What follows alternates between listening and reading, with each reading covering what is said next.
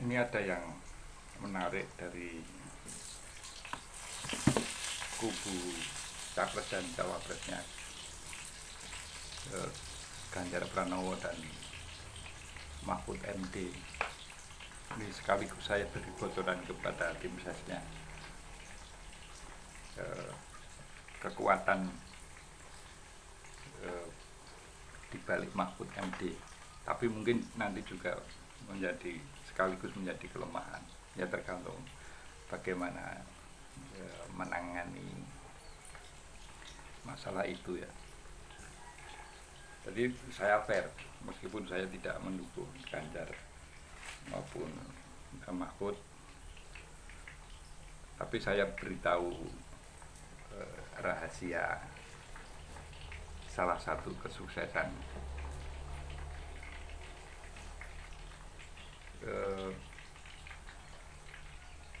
Mahfud MD pernah mengungkapkan tentang mafia tambang, di mana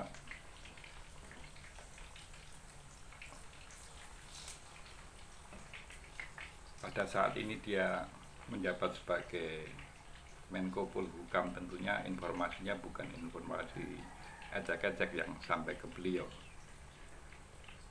karena peralatan intelijen dan lain-lain itu Pak Mahfud punya.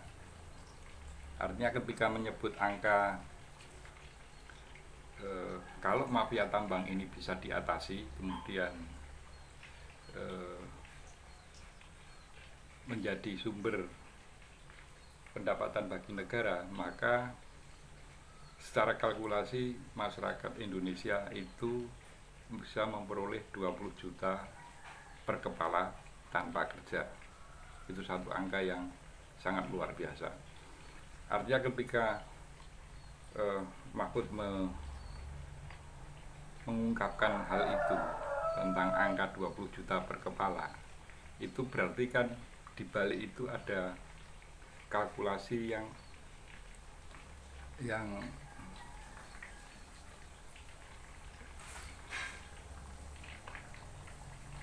jelas. Ketemu angka 20 juta per kepala itu kan asalnya dari mana kan jelas. Artinya Mahfud MD mempunyai data-data yang berujung pada 20 juta per kepala. Nah ini kalau Mahfud MD mampu menindaklanjuti itu, dan kalau perlu dituangkan dalam semacam kontrak politik dengan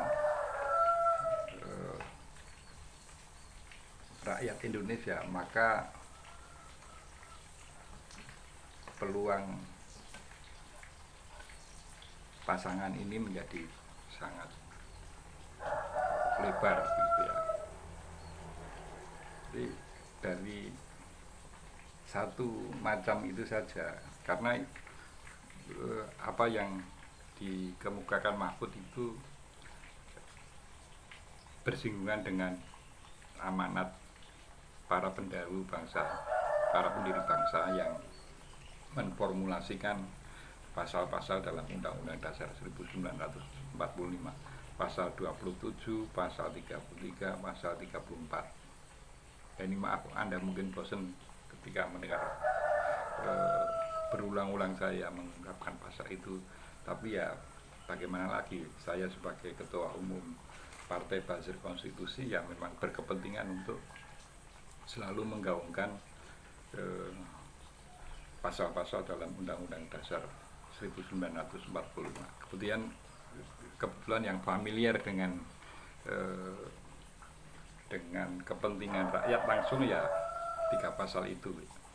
Jadi ini kalau saya tidak menggurui, hanya memberikan informasi sesuai dengan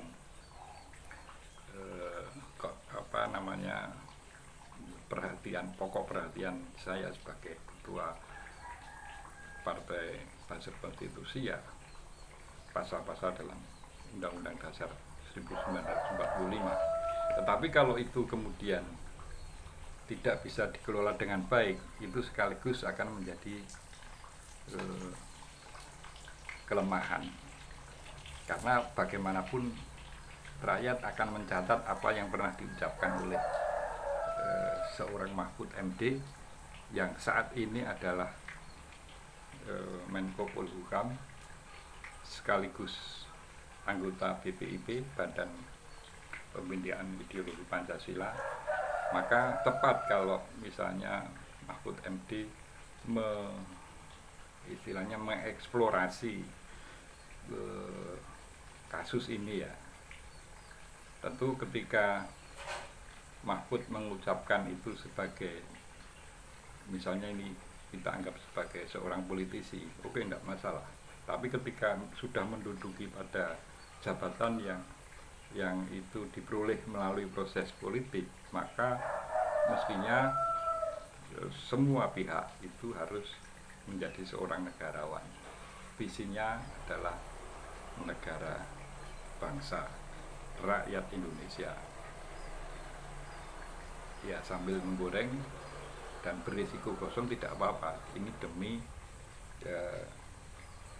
amanat para pendiri bangsa. Salam konstitusi.